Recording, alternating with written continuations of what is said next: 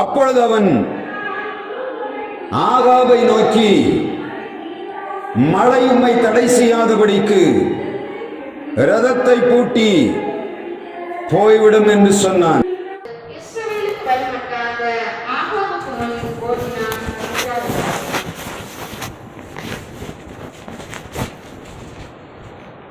நம்முடைய பிதாவாகிய தேவனாலும் குமாரனாகிய இயேசு கிறிஸ்துவினாலும் உங்களுக்கு கிருபையும் சமாதானமும் இந்த சாயங்கால நேரத்திலே உண்டாவதாக. ஆண்டவருடைய சமூகத்திலே வந்திருக்கிற நான் இந்த நாளிலும் ஆண்டவருடைய வார்த்தையை தியானிக்கும்படியாக ஆண்டவர் நமக்கு தருகிற சாக்கியத்துக்காக நான் நன்றி செலுத்துகிறேன்.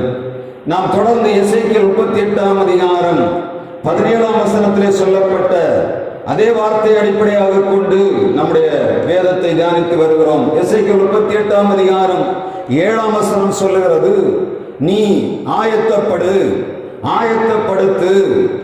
நீ அவர்களுக்கு காவலாளனாயிரு. இந்த 5ஆவது நாள் செய்தியாக ஆண்டவர் உங்களுக்கு கொடுக்கக்கூடிய அந்த வார்த்தையானது 1 ராஜாக்கள் 18ஆம் அதிகாரம் 44ஆம் வசனத்திலே சொல்லப்படுகிறது. திரும்ப ஒரு வாசிக்கலாம். 1 ராஜாக்கள் 18ஆம் அதிகாரம் 44வது வசனம்.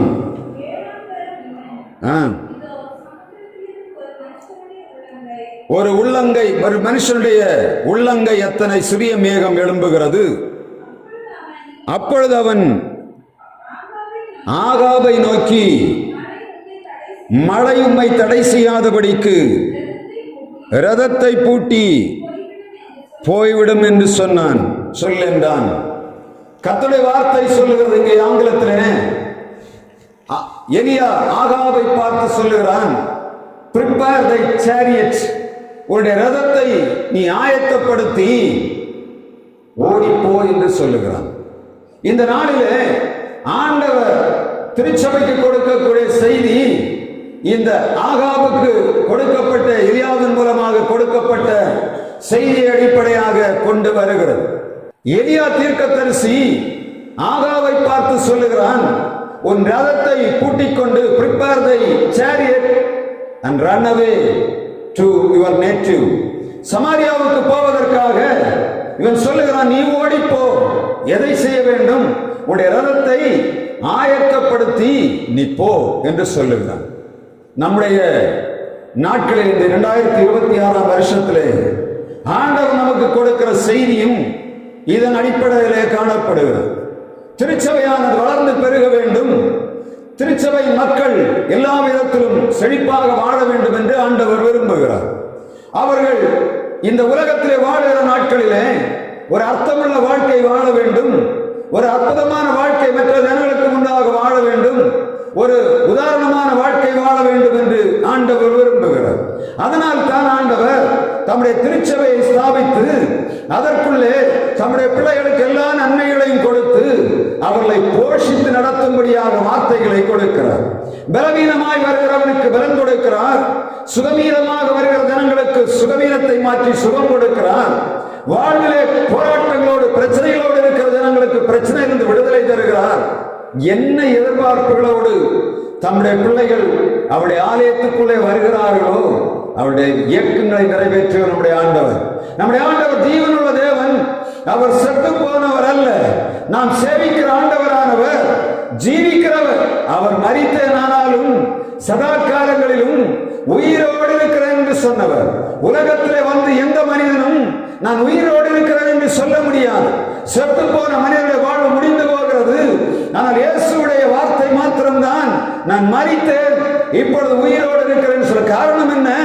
மரணத்தை ஜெயித்தவர், சாவை மேற்கொண்டவர், பாதாளத்தை ஜெயித்த ஆண்டவராக இயேசு கிறிஸ்துவை தான் திருச்சபையானது தன்னுடைய உதாரணமாக கொண்டு ஓட வேண்டும். மனிதனை பார்த்து ஓடுவதல்ல, ஆண்டவராக இயேசு கிறிஸ்துவை பார்த்து ஓடுகிற எந்த மனிதனும் ஒரு காலம் தோற்று போவதில்லை. ஆண்டவராக இயேசு கிறிஸ்துவை நோக்கி ஓடுகிற வாழ்விலே ஒரு காலம் தோல்வி வருவதில்லை. தோல்வி போல தோன்றினாலும் ஆண்டவர் வந்து சொல்வார், பயப்படாதே, நான் உனக்கு துணை நிற்கிறேன் என்று சொல்வார். தொடர்ந்து வரதைத்தான் செய்து கொண்டு வருகிறார். இந்த இடத்துல இந்த வேதத்திலே எலியாவை கொண்டு அந்த தீர்க்க தரிசனத்தை ஆண்டவர் கொடுக்கும் போது 1 ராஜாக்கள் 18ஆம் அதிகாரம் முழுவதையும் நாம் படித்து பார்ப்போம் என்று சொன்ன ஒரு ஊழியன் செய்ய வேண்டிய வேலையும் அந்த திருச்சபை மக்கள் இவர்கள் செய்ய வேண்டிய பணியையும் இங்கே மிக தெளிவாக இந்த எலியா தீர்க்கதரிசியை கொண்டு ஆண்டவர் நம்முடைய மத்தியிலே வைக்கிறார். முதலாவதாக இந்த வார்த்தை கொடுக்கப்படும் போது சூழ்நிலையை நாம் கொஞ்சம் தேடி பார்க்க வேண்டும். எலியா தீர்க்கதரிசி ஆகாவை பார்த்து சொல்லுகிறான். 1 ராஜாக்கள் 18ஆம் அதிகாரம் 1ஆம் வசனத்திலே சொல்லப்படுகிறது. அங்கே சொல்லப்படுகிறது என்ன சொல்லுகிறது? என்னுடைய வாக்கின்படி அன்றி இந்த தேசத்திலே மழை பெய்யாது. நான் கர்த்தருக்கு முன்பாக இருக்கிற தீர்க்கதரிசி, என் வாக்கின்படியே அன்றி இந்த தேசத்திலே மழை பெய்யாது என்று சொல்லி அவன் முதலாவதாக ஆகாவுக்கு ஒரு வார்த்தையை சொல்லுகிறான். வாசிக்கலாம். அநேக நாள் சென்று 1 ராஜாக்கள் 18ஆம் அதிகாரம் 1ஆம் வசனம் சொல்லுகிறது. அநேக நாள் சென்று 3ஆம் வருஷமாகையில் கர்த்தருடைய வார்த்தை எலியாவுக்கு உண்டாகி, நீ போய் ஆகாவுக்கு உன்னை காண்பி, நான் தேசத்தின் மேல் மழையை கட்டளையிடப் போகிறேன். 17ஆம் அதிகாரம் 1ஆம் வசனத்திலே சொல்லப்படுகிறது. திஸ்பியனாகிய எலியா ஆகாவை பார்த்து சொல்லுகிறான், என் வாக்கின்படி நீ மழை பெய்யாது. ஏனென்று சொன்னால், நீங்கள் ஆண்டவரை விட்டுவிட்டீர்கள், எனவே என்னுடைய வாக்கு வராமல் மழை பெய்யாது. எவ்வளவு தைரியமாக துணிகரமாக நின்று ஒரு ராஜாவுக்கு முன்பாக சொல்லுகிறான், என்னுடைய வாக்கு நான் சொல்லுகிற ஆண்டவர் செய்வார். என் ஆண்டவர் என்னுடைய வார்த்தையை தடை பண்ணுகிறவர் அல்ல என்பதை அவன் மிகவும் ஆணித்தரமாக அறிந்தபடியினாலே ஆகாபுன தைரியமாக நின்று சொல்ல, நான் சொல்லாம மழை பெய்யாது. எவ்வளவு ஆண்டவர் மேல அவன் வைத்திருந்த நிச்சயம் வெளிப்படுகிறதை நாம் பார்க்க முடியும். இந்த எலியா எல்லா சூழ்நிலைகளிலும் நடத்தப்படுகிறான். இந்த பஞ்சகாலம் தேசத்திலே மழை பெய்யவில்லை 3 வருடங்களாக. எல்லா இடமும் வற்றி போயிட்டு, ஆறுகள் வற்றி போயிட்டு, பொருட்கள் இல்லை. இப்பொழுது ஆகாப் சொல்லுகிறான், நமக்கு புல்லகப்படுமா என்று பார்க்கும்படியாக ஒபதியா என்று சொல்லக்கூடிய தன்னுடைய படையாளியை அவன் அனுப்புகிறான். 1 ராஜாக்கள் 18ஆம் அதிகாரம் 5ஆம் வசனம் சொல்லுகிறது. அவர் சொல்லுகிறான், ஆகாப் ஒபதியாவை பார்த்து சொல்லுகிறான், எல்லா ஆறுகளின் நிலைகளிலும் எல்லா இடங்களிலும் போய் பார், நமக்கு இருக்கக்கூடிய மிருக ஜீவன்களிலே இந்த குதிரையும் கோவேறு கழுதையும் மாத்திரமாவது தப்பிக்கொள்ள வேண்டும். எனவே நமக்கு புல் கிடைக்குமா என்று பார் என்று சொல்லி ஒபதியாவை ஒரு பக்கம் அனுப்புகிறான். இவன் இன்னொரு பக்கத்திலே போய்கொண்டிருக்கிறான். ராஜாவுக்கும் மந்திரிக்கும் இப்பொழுது நிலைமை என்ன? தேசத்திலே புல் கிடக்கிறதா என்று தேடக்கூடிய சூழ்நிலைக்கு வந்து விட்டான். வார்த்தை என்ன? என் வாக்கின்படி நீ மழை பெய்யாது. மழை பெய்தால் தேசத்திலே புல் முளைக்கும். இப்பொழுது எல்லா மிருக ஜீவன்களும் சாகக்கூடிய சூழ்நிலை உருவாகிவிட்டது. இப்பொழுது அவன் நினைத்து பார்க்கிறான், ஒரு மனிதன் இருந்தானே, அன்றைக்கு சொன்னான் அவன் வார்த்தையின்படி 3 வருஷம் மழை பெய்யவில்லை. ஆனால் ஏசபேல் 450 தீர்க்கதரிசிகளை வைத்து அவளுக்கு ஆகாரம் கொடுத்துக் கொண்டிருக்கிறாள். இந்த ஒபதியா 100 தீர்க்கதரிசிகளை ஒழித்து வைத்து அவனும் ஆகாரம் கொடுத்துக் கொண்டிருக்கிறான். எப்படி நடந்தது என்று சொன்னால் மிகவும் அதிசயம். தேசத்திலே வறட்சி, பஞ்சம், புல்லில்லை, மழை இல்லை. எப்படி இருக்கும் தேசம்? இப்பொழுது எலியாவும் வந்து நிற்கிறான். ஆகாபுக்கு தன்னை காண்பிக்கும்படியாக வரும்போது ஒபதியாவை வழியிலே காண்கிறான். ஒபதியாவை கண்ணிலே கண்டவுடனே அவன் சொல்லுகிறான், தோ நான் எலியா வந்திருக்கிறேன், நீ உன் ராஜாவிடத்திலே போய் சொல்லு, நீ எதிர்த்த ஒரு தீர்க்கதரிசி நின்று கொண்டிருக்கிறேன். இவன் சொல்லுகிறான், ஆகா, நீர் என் ஆண்டவனாகிய எலியாவல்லவா? நான் இப்பொழுது நீர் வந்திருக்கிறேன் என்று சொன்ன என்னை அவன் கொண்டு போடுவான். என்னுடைய ராஜா உம்மை தேடி அனுப்பாத இடமே இல்லை. தேசமெல்லாம் அவன் எங்கெங்கெல்லாம் போனானோ கேட்டானோ எல்லா தேசங்களுக்கும் ஆள் அனுப்பி எலியாவை தேடி கொண்டிருக்கிறான். ஆண்டவர் எலியாவை எங்க வச்சு பராமரிக்கிறார்? ஆகாபுடைய எல்லைக்குள்ள வைத்து பராமரிக்கிறார். இவன் என்ன பண்ணுகிறான்? ஆகாப் என்ன பண்ண, எலியாவை தேடி ராஜ்யம் ஃபுல்லா ஆளுங்க போறான். நான் ஆண்டவர் எங்க வைத்திருந்தார். ஆகாபுக அவன் எல்லைக்குள்ளே அவனை வைத்து ஆண்டவர் பாதுகாக்கிறார். இப்பொழுது இவன் சொன்ன உடனே போகிறான். அங்கே போய் ஆகாபிடத்திலே சொல்லுகிறான். ஆகாப் கோபமாக வருகிறான். எப்படி இருந்திருக்க ராஜா? ஜனங்கள் அவனை திட்ட ஆரம்பித்து விட்டார்கள். தேசத்திலே பஞ்சம், என்ன செய்வதென்று தெரியவில்லை. அங்கலாய்க்கிற நேரம் இந்த மனுஷனை எப்படியாவது கொண்டு விட வேண்டும் என்று தேடிக்கொண்டு கொண்டிருக்கிறான். இப்பொழுது வழியில எதிர்பட்ட உடனே அவன் சொல்லுகிறான், இஸ்ரவேலை கலங்க பண்ணுகிறவன் நீ அல்லவா என்று கேட்கிறான். யாரை பார்த்து? ராஜா எலியாவை பார்த்து சொல்லுகிறான், இஸ்ரவேலை கலங்க பண்ணுகிறவன் நீ அல்லவா? அதற்கு பதிலாக எலியா என்ன சொன்னான் தெரியுமா? நான் அல்ல, நீரும் உம்முடைய ஜனங்களுமே இஸ்ரவேலை கலங்க பண்ணுகிறீர்கள். காரணம் என்ன? நீங்கள் தேவனை விட்டுவிட்டு பாகால்களை சேவிக்க ஆரம்பித்து விட்டீர்கள். எனவே இஸ்ரவேலர்களுக்கு கிடக்கக்கூடிய சூழ்நிலை என்ன? நீங்கள் செய்த தவறினாலே இஸ்ரவேல் இருந்த நேரத்தில் சிக்கல்களுக்குள்ளே கிடக்கிறார்கள் என்று இருவரும் மாறி மாறி குற்றம் சாட்டுகிறார்கள். இப்பொழுது ஒரு பரீட்சை வைக்கப்படும். என்ன பரீட்சை? நீ பெரியவனா நான் பெரியவனா? ராஜாவிடத்தில் சொல்லுகிறான், நீர் பெரியவரா? நீர் சேவிக்கிறவனுடைய மனைவி சேவிக்கிற பாகால் பெரியவனா? நான் சேவிக்கிறேன் ஆண்டவர் பெரியவரா? பெரிய யுத்தம் ரெண்டு பேருக்குள்ள வருகிறது. ராஜாவுக்கு எல்லா அதிகாரமும் இருந்தது, எலியாவை கொன்று போட முடியும். ஆனால் அவனுக்கு முன்பாக நின்று தைரியமாக ஒரு சேலஞ்சை அவன் வைக்கிறான். யார் தெய்வம்? அதை முதல்ல ப்ரூவ் பண்ண வேண்டும். நீங்கள் ஆண்டவரை விட்டு விட்டீர்கள், ஆனா பழியின் மேல சுமத்துகிறீர்கள். எனவே ஒரு டெஸ்ட் வைப்போம் என்று சொல்லுற. என்ன டெஸ்ட்? அவன் சொல்லுகிறான், பாகாலுடைய 450 தீர்க்கதரிசிகளை கூட்டு, 2 காளைகளை தெரிந்தெடுத்து, ஒரு காளை என்னிடத்தில் கொடு, இன்னொரு காளை அவரிடத்தில் கொடு. இவர்கள் பாகாலை நோக்கி கூப்பிடட்டும். அவர்கள் யார்? பாகால் அக்கினியினாலே பதில் கொடுத்தால் அவரை தெய்வமாக கும்பிடணும். இல்ல, நான் வழிபடுகிற தெய்வம் அக்கினியினாலே பதில் கொடுக்கிற தெய்வமாக இருந்தால் அதற்கு நீ செவி கொடுக்க வேண்டும் என்று சொல்லி ஒரு சேலஞ்சை வைக்கிறான். ஆகாப் நினைத்தான், 450 தீர்க்கதரிசிகள் பெருசா, இந்த ஒரு எலியா பெருசா என்று நினைத்திருப்பான். ஒரு கொஸ்டின் கேட்கவில்லை. இயேசுவின் இடத்துல சொல்லுகிறான், 450 தீர்க்கதரிசிகளும் வர வேண்டும்.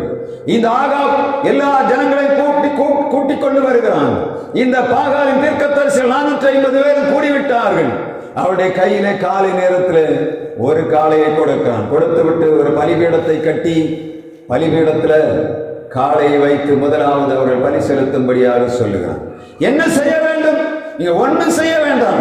இந்த பலியிலே அக்கினியினாலே உங்கள் பாகால் என்று சொல்லக்கூடிய கடவுள் பதில் தர வேண்டும். அதை போல இவர்கள் காலையிலே எழுந்து பலிபீடத்திலே வைத்து ஒரு காளையை துண்டித்து அதில் போட்டு வைத்துக் கொண்டு கூப்பிட ஆரம்பித்தார்கள். வசனம் சொல்லுகிறது, காலையில கூப்பிட்டார்கள், மத்தியானம் வரையிலும் கூப்பிட்டார்கள். தங்கள் சரீரத்திலே அந்த இரத்தம் வடிய மட்டும் தங்களை கீறி பார்த்தார்கள். எலியா வந்து சொல்லுகிறான், மத்தியான வேளையிலே வந்து சொல்லுகிறான், உங்கள் தெய்வம் ஒரு வேளை பிரயாணம் போயிருப்பான், எனவே நீங்கள் இன்னும் அதிகமாக கூப்பிடுங்கள். சாயங்காலம் வேறு அந்தி பரிசெலுத்தும் நேரம் வரையிலும் அவர்கள் கூப்பிட்டுக் கொண்டிருந்தால் ஒரு பதிலும் இல்லை. இப்பொழுது எலியா வருகிறான். வசனம் சொல்லுகிறது, 1 ராஜாக்கள் 18ஆம் அதிகாரம் 30ஆம் வசனம், 1 ராஜாக்கள் 18:30 சொல்லுகிறது, தகர்க்கப்பட்ட பலிபீடத்தை இந்த எலியா செப்பனிட்டான். அப்படியானால் கட்டி வைத்த பலிபீடம் என்னவாய் போயிற்று? தகர்ந்து போகும் அளவு அவர்கள் கூப்பிட்டு இருக்கிறார்கள். அப்படிதானே? பலிபீடம் தகரும் வரையிலும் இவர்கள் பிரயாசப்பட்டிருக்கிறார். நடந்தது என்ன? இப்பொழுது அவன் திரும்ப பலிபீடத்தை செப்பனிட்டு 12 கற்களை எடுத்து நாட்டி இஸ்ரவேல் கோத்திரங்கள் 12 பேருக்கும் பெயரிட்டு அந்த 12 கற்களை எடுத்து வைத்து விட்டு அங்கே காளையை துண்டித்து வைத்து விட்டு 3 முறை ஒரு 2 குடம் 4 குடம் தண்ணீர் வைத்து 12 குடம் தண்ணீர் என்ன பண்ணுகிறான்? பலிபீடத்தை சுற்றிலும் வாய்க்கால் வெட்டி விட்டான். அவர்கள் அதை செய்யவில்லை.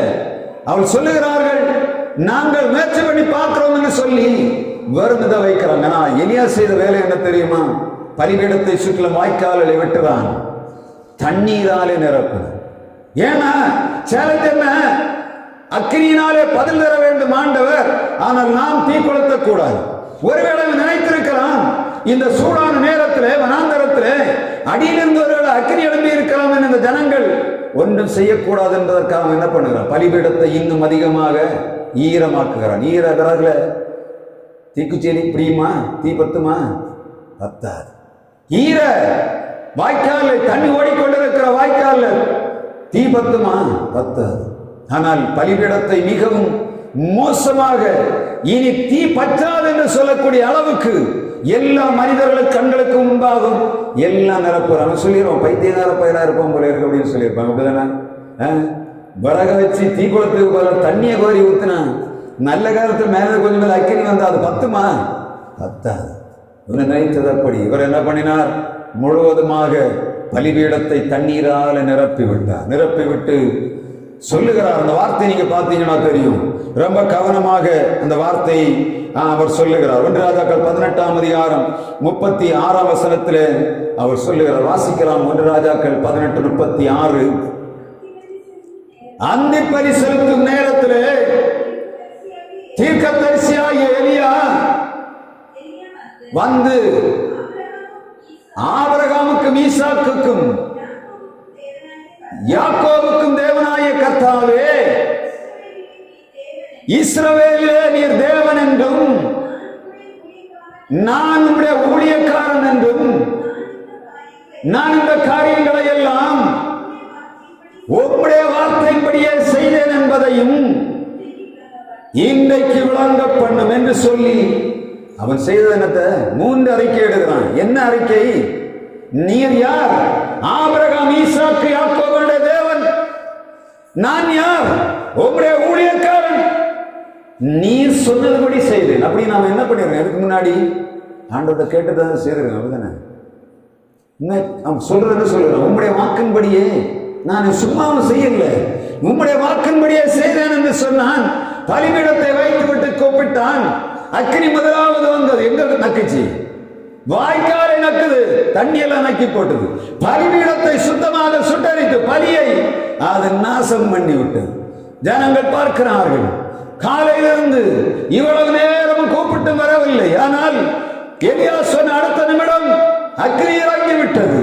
இப்பொழுது ஜனங்கள் பாகாலின் தீர்க்கதரிசிகள் விழுந்து கும்பிட ஆரம்பித்தார்கள். கர்த்தரே தெய்வம் என்று அறிக்கையிட ஆரம்பித்தது. இதற்கு அப்புறமாகத்தான் இந்த சம்பவம் நடக்கிறது.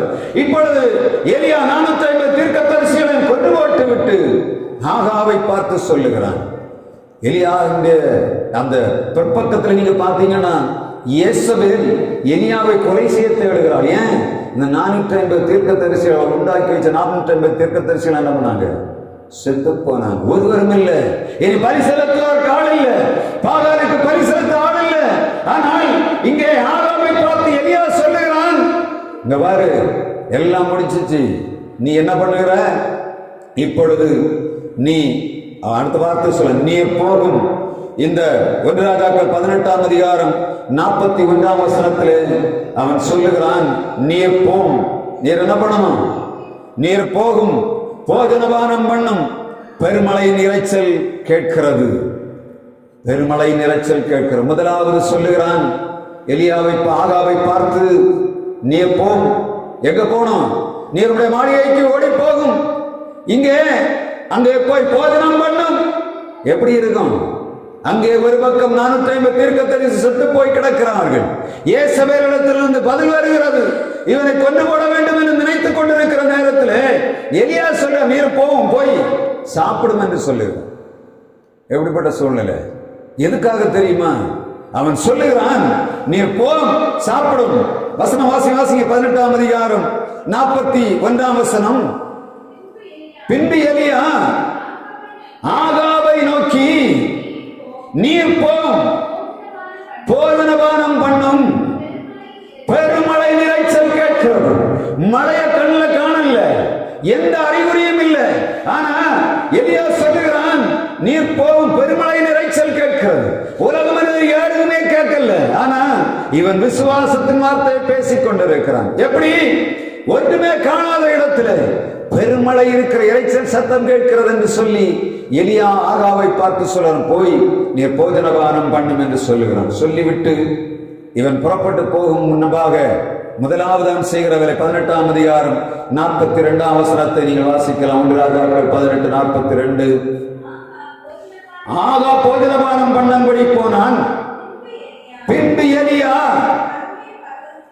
கர்மேல் பர்வதத்தினுடைய சிகரத்தின் மேல் ஏறி தரையிலே பணிந்து, தன் முகம் தரையிலே முகங்குப்புற விழுந்து குனிந்து தன் ஊழியக்காரனை நோக்கி, நீ போய் சமுத்திரமுகமாய்ப்பார். அவன் போய் பார்த்து ஒன்றுமில்லை என்று சொன்னான். நீ இன்னும் 7 தரம் போய் பார். 7ஆம் தரம் இதோ சமுத்திரத்திலிருந்து ஒரு மனுஷனுடைய உள்ளங்கை அளவு மேகம் எழும்புகிறது என்றான். அப்பொழுது அவன், நீ போய் ஆகாபை நோக்கி, மழை உம்மை தடை செய்யாதபடி ரதத்தை பூட்டி போய்விடும் என்று சொன்னான். எப்படி வாசனம் சொல்லுது? இங்கதான் நம்முடைய செய்தி இருக்கிறது. ஊழியக்காரன் சொல்லுகிறான், அவனுடைய வேலைக்காரனை பார்த்து முதலாவது போகிறான், கண்மலையின் சிகரத்தின் மேலே உட்கார்ந்து அங்கே போய் முகம் குப்புற விழுகிறான். முகம் தரையிலே படி, முகம் இந்த முழங்காலிலே படியும் அளவாக ஆண்டவரிடத்திலே போய் சொல்லுகிறான், ஆண்டவரே, நீர் சொன்னது போல செய்துட்டு ஆண்டவரே, 450 தீர்க்கதரிசிகளையும் கொண்டு விட்டேன், பலிபீடத்தில் அக்கினி இறக்கி விட்டேன், இப்பொழுது நீர் இரக்கம் செய்ய வேண்டும் என்று சொல்லி அவன் கர்மேல் மலையின் கொடுமுடியிலே உச்சியிலே போய் தன்னுடைய முகம் முழங்காலிலே பட குனிந்து, கொஞ்சம் யோசித்து பாருங்க, நம்ம முழங்கால் படியணும்னா எவ்வளவு கஷ்டம் இருக்கு. அவன் குனிஞ்சது எப்படி குனிஞ்சிருக்கான்? இப்படி இப்படி குனிஞ்சான். தலை முழங்காலில் படுமளவு குனிஞ்சிருக்கான். பெரிய தீர்க்கதரிசி, பெரிய தீர்க்கதரிசி, கர்த்தருக்கு முன்பாக அக்கினி இறக்கிற மனுஷன். அவருடைய வார்த்தை கனம் பண்ணி உலகமெல்லாம் அந்த ஆகாவுடைய மொத்த சேனை சொல்லுகிறது, கர்த்தரே தேவன் என்று. மிகப்பெரிய அற்புதத்தை செய்தவன் ஆண்டவர் என்னத்துக்காக நிற்கிறான்?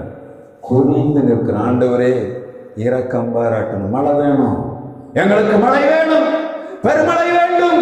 தேசம் வறண்டு கிடக்கிறது, தேசத்திலே புல் இல்லை, மிருக ஜீவன்கள் எல்லாம் சாக போகிறது. என்னுடைய வார்த்தை நீர் கனம் பண்ணி 3 ஆண்டுகள் மழை அடைத்து விட்டீர், இப்பொழுது மழை தர வேண்டும் என்று கேட்கிறார். கேட்டுவிட்டு அவர் ஜெபம் பண்ணிவிட்டு ஊழியக்காரன் தேவன் சொல்லுகிறார், நீ சமுத்திரமுகமாய் போய்ப்பார், நீ சமுத்திரமுகமாய் போய்ப்பார். முதல்ல போனா ஒன்னும் காணல, எவ்வளவு தூரம் இருக்குன்னு தெரியல, இவன் எங்க இருக்கிறான்? மலைக்கு மேலே இருக்கிறான். ஊழியக்காரன் சொல்ல, சமுத்திரமுகமாய் போய்ப்பார். அங்க போய் சமுத்திரத்துல போய் பார்த்துட்டு திரும்ப வாரான். என்னாச்சு? ஒண்ணும் இல்லை. வந்தாச்சு, திரும்ப சொல்ல, நீ 2வது போய் பார். 2வது போறான்.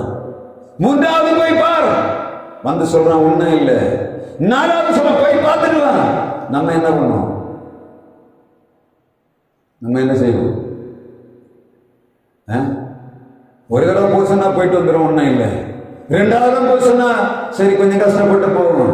3வது போயிட்டு வந்தா கொஞ்சம் சிரமமா தான் இருக்கு. 4வது என்ன சொல்லணும்? வைத்தியக்கார கடவுளுக்கு என்ன இல்லை, புத்தி இல்லை. என்னதான் சொன்னாலும் கேட்க மாட்டேங்கிறான். ஆனா சொல்லுகிறான், நீ இன்னும் போ. 4ஆம் முறை போகிறான், 5ஆம் முறை போகிறான், 6ஆம் முறை போகிறான். என்னென்ன பண்ணிருப்பான், எவ்வளவு திட்டு கொடுத்திருப்பான்னு தெரியாது. ஆனா வசனம் என்ன சொல்லிடுது? எலியா சொல்லுகிறான், நீ 7 தரம் போய்ப்பான். 7 தரம் போயிட்டு வரும்போது என்ன நடக்குது?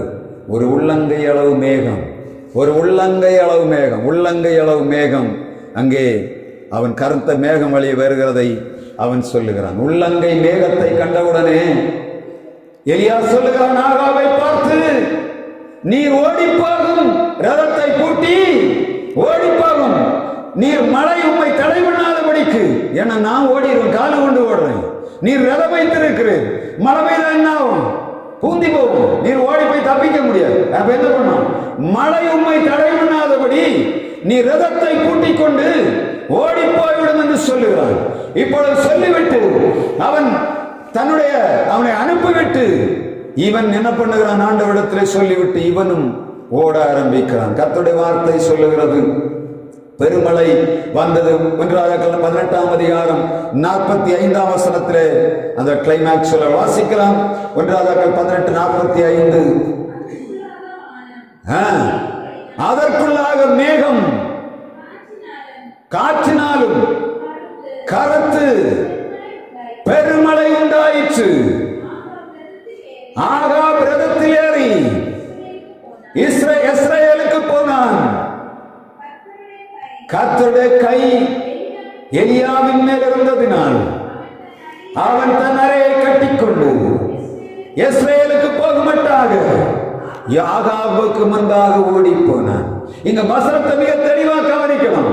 2026 வருஷம் உள்ளங்கை மேகம் எழும்பி இருக்கிறது. நான் சொல்லுகிறேன், உள்ளங்கை மேகம் நம்முடைய சர்ச்சில் எழும்பி இருக்கு. நீங்க எத்தனை பேர் விசுவாசிக்கிறீங்க? பெருமழை நிலச்சல் கேட்க போகிறது. நீங்க செய்ய வேண்டிய வேலை 7 தடவை போகணும், சளைக்காம வேலை செய்யணும். என்ன சொன்னாலும் என்னதான் பண்ணாலும் அப்படிதான் இருப்பேன்னு சொன்னா நாம் மழை மேகத்தை அறுவடை செய்ய முடியாது. உள்ளங்கை மேகம் என் மூலமாக ஆண்டவரோடு இருக்கிற செய்தி என்னன்னா, இந்த சபை ஆயத்தப்படணும், ஆயத்தப்படுத்தணும்.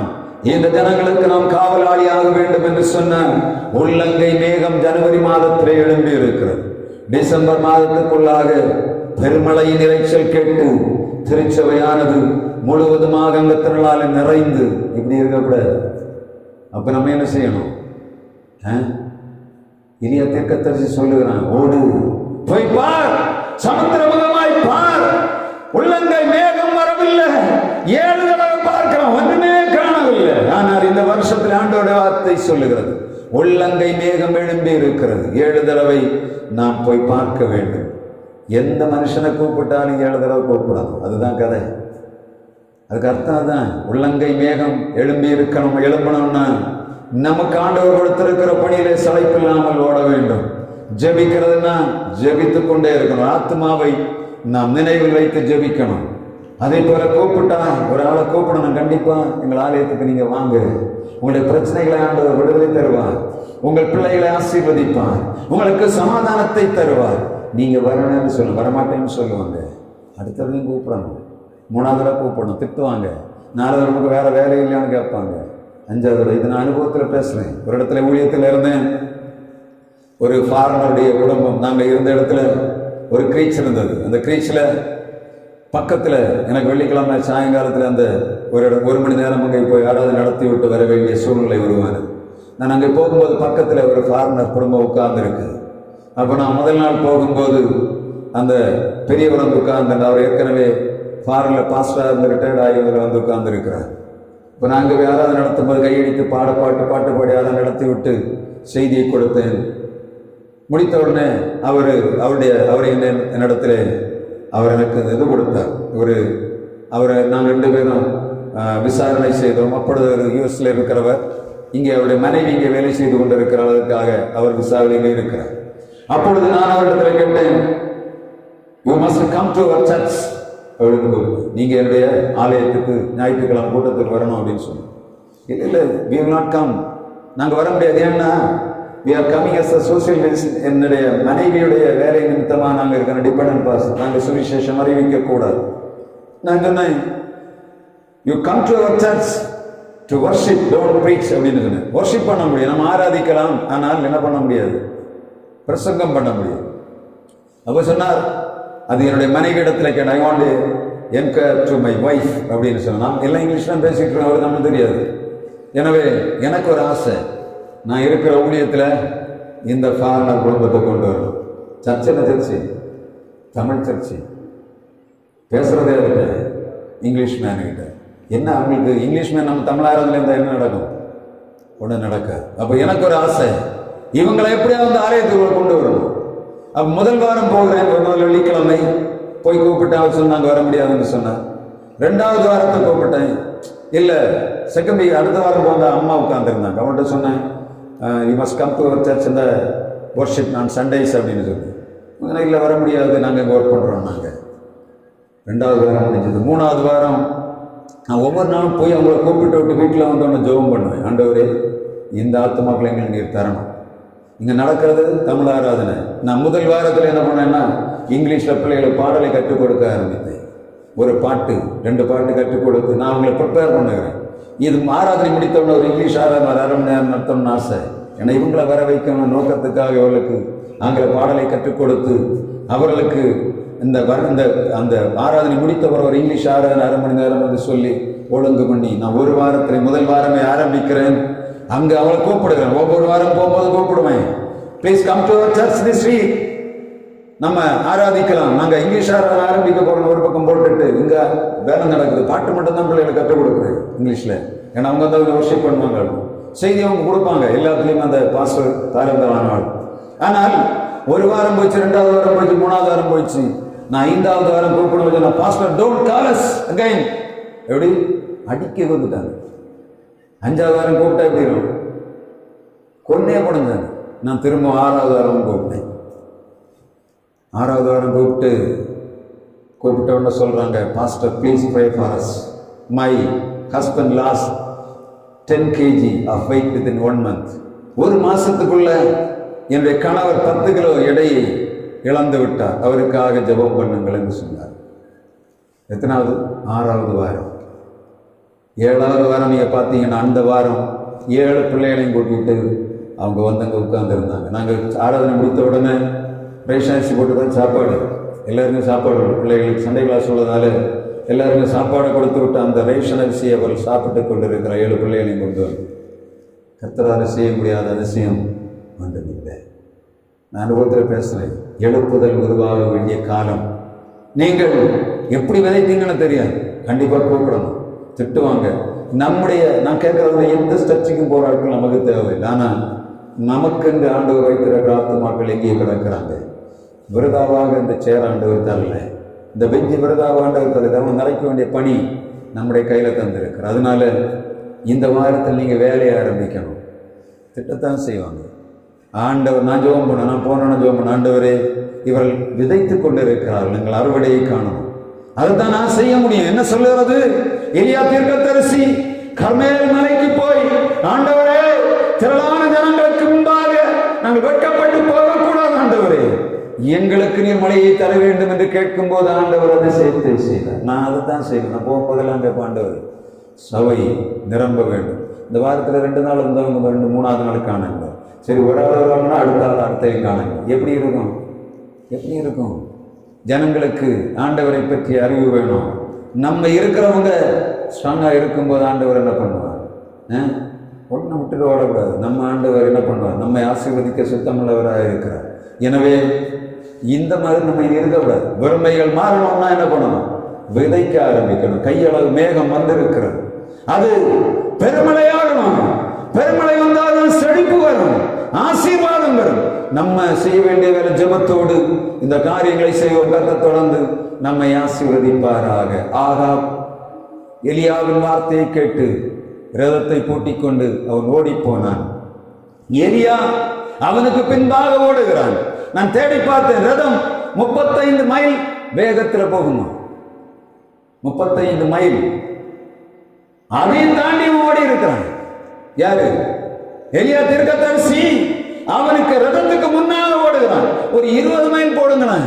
அவ எவ்வளவு வேகமா ஓடி இருப்பான் பாருங்க. கர்த்தருக்காக வைராக்கியமாய் நின்றவன், கர்த்தருக்காக யுத்தம் பண்ணினவன், கர்த்தருக்காக பாகாலின் தீர்க்கதரிசிகளை நாசம் பண்ணினவன், கர்த்தருக்காக வைராக்கியமாய் நின்ற எலியா அந்த ரதத்துக்கு முன்பாக ஓடி போகிறவனாக காணப்பட்டான். ராஜ வாழ்க்கை சாப்பிட்டு ரதத்துல ஓடினவனும், பட்டினியா கிடந்து காகங்கள் போஷித்ததை சாப்பிட்டவன், விதவையின் வீட்டிலிருந்து சாப்பாடை சாப்பிட்டவன், வேதத்துக்கு முன்பாக ஓடும்படியான வல்லமை எது கொடுத்தது? கர்த்தருடைய கை அவன் மேல் இருந்தது. அவன் சொல்லுகிறான், என் வாக்கின்படி நீ மழவியாது. காரணம் என்ன? அவருடைய கை அவன் மேல் இருக்கிறது உணர்ந்து கொண்டான். இந்த நாளிலும் நாம் அதைத்தான் நினைவு, நம்முடைய தலைகளின் மேலே ஆண்டவருடைய கை வைக்கப்பட்டிருக்கிறது. எனவே நாம் ஆண்டவருக்காக பணி செய்யும்படியாக ஆண்டவர் நம்மை ஆயத்தப்படுத்துகிறவராயிருக்க. நான் ஒரு நாள் சனிக்கிழமை, ஒரு நாள் நாளைக்கு ஒரு செய்தி இந்த ப்ரிப்பரேஷனை பற்றி கொடுக்க வேண்டும் என்று நினைக்கிறேன். இந்த அடுத்த வாரத்தில் நான் ஜெபம் பண்ணிட்டு, ஆண்டவரே இந்த 6 காரியத்தை செய்யும்படியாக 6 பேரையாவது நீர் எழுப்பு தரணும்னு கேட்டிருக்கேன். உங்களை சும்மா விட போறதில்லை. ஒவ்வொருத்தருக்கையும் ஒரு பணியை தரப்போகிறோம். எப்படி? வாசஸ்தலத்தை உருவாக்கணும், நம்முடைய ஆண்டவருடைய அந்த ஓய்வு நாளை ஆசரிக்கணும், அதுக்கு காரியங்கள் செய்யணும், நம்முடைய ஜனங்களுக்கு விடுதலை உருவாக்கும்படியாக எல்லா காரியங்களையும் ஆண்டவர் செய்யும்படியாக சுத்தமுள்ளவராக இருக்கிறார். இந்த நாள் கொடுத்த செய்தியை போல நாம் சுவிசேஷத்தை விதைக்கும்படியாக ஆண்டவர் எதிர்பார்க்கிறார். நம்மை சுற்றி இருக்கிற ஜனங்கள் வறுமைக்குள்ளே பொருட்கள் இல்லாதபடி ஆண்டவருடைய ஆசீர்வாதத்தை பெற்றுக்கொள்ள முடியாதபடி தடையாய் கிடக்கிற அந்த நாட்களிலே நம்முடைய ஊக்கமான ஜெபம், நம்முடைய ஊக்கமான சுவிசேஷ ஊழியமானது அது ஜனங்களை தட்டி எழுப்பி ஆண்டவருக்காக பயன்படும்படியாக அவளை ஆயத்தப்படுத்துவதற்கு காரணமாய் மாறும்படியாய் கர்த்தர் இரக்கம் பாராட்டுவாராக. நாம் எழுந்து நின்று ஒரு பாடலை பாடும்போது கர்த்தருக்கென்று காணிக்கை செலுத்தலாம். மந்தையில் சேராடுகளே இந்நிறம் கோடி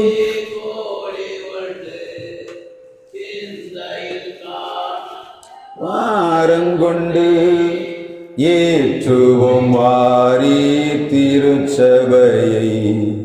மந்தையில் சேரா ஆடுகளே அழைக்கிறார் இயேசு அவரிடம். பாடல் 67.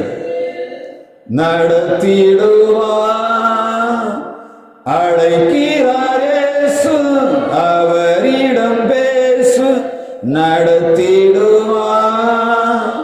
காடுகளில் பல நாடுகளில் என் ஜனம் சிதறுண்டு சாகுவதால், காடுகளில் பல நாடுகளில் என் ஜனம் சிதறுண்டு சாகுவதால், பாடுபட்டதற்காகவுமே தேடுவோர் யாரு ஆடுகளை, பாடுபட்டு அதற்காகவுமே தேடுவோர் யாரு ஆடுகளை.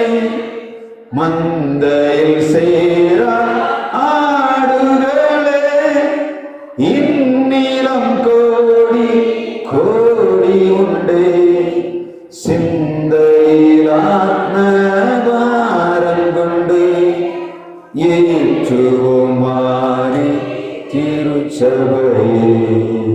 மந்தையில் சேரா ஆடுகளே. அன்பு நல்ல தேவனே, நமக்கு நன்றி செலுத்துகிறோம். இந்த நாளிலும் உள்ளங்கை மேகம் எழும்பி இருக்கிறது. பெருமழை நிகழ்ச்சியில் கேட்கும்படியாக நாங்கள் யுத்தம் பண்ணும்படியாய் கிருபை தருவீராக. உங்களுடைய பிள்ளைகளாய் இருக்கும்படியாய் ஜெபிக்கிறோம். ஆண்டவரே, கொடுத்த நல்ல செய்திக்காக நன்றி செலுத்துகிறோம். கர்த்தருடைய வார்த்தை கேட்டுக்கொண்டது யாராயிருந்தாலும் இந்த நாட்கள் ஆலயத்துக்கு வந்து சேர்ந்து தம்முடைய பிள்ளைகள் நிறைவான ஆசீர்வாதத்தை பெற்றுக் கொள்ளும்படியாய் கிருபை தாரும்.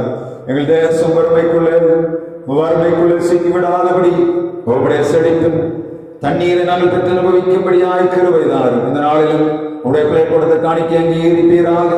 உங்களுடைய பிள்ளைகள் மேன்மையாய் வாழும்படியாய் இரக்கம் பாராட்டுவீராக. கை பிரயாசங்களை ஆசீர்வதிக்கிற ஆண்டுடைய கரம் தம்முடைய பிள்ளைகளோடு கூட இருந்து தொடர்ந்து நடத்தும்படியாய் ஜெபிக்கிறோம். இவர்களுக்கு சம்பாதிப்பதற்கான பலனை கட்டளையிடுவீராக. உமக்கு கொடுக்க வேண்டும் என்று சொல்லக்கூடிய எண்ணத்தை இதயத்தை உருவாக்குவீராக.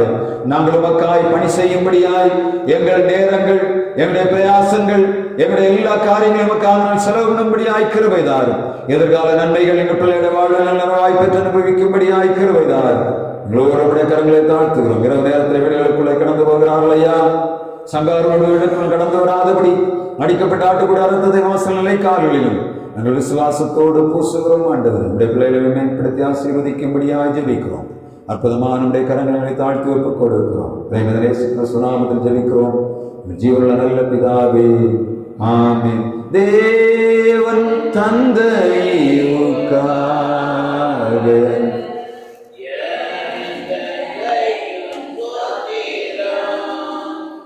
வீணோர் மண்ணோர் கூட்டமாக பாடுவோம் சங்கீதம். மீட்கப்பட்ட யாவராலும் ஏகதேவரீருக்கே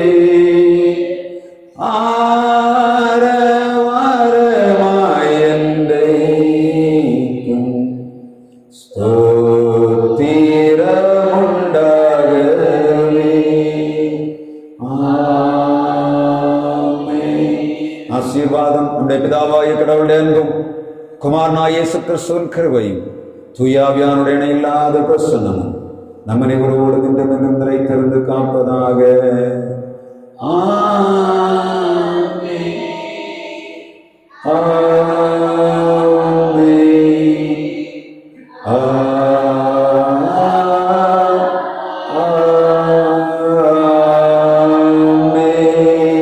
கர்த்தரோடு இருப்பாராக. சமாதானத்தோடு சென்று வாருங்கள்.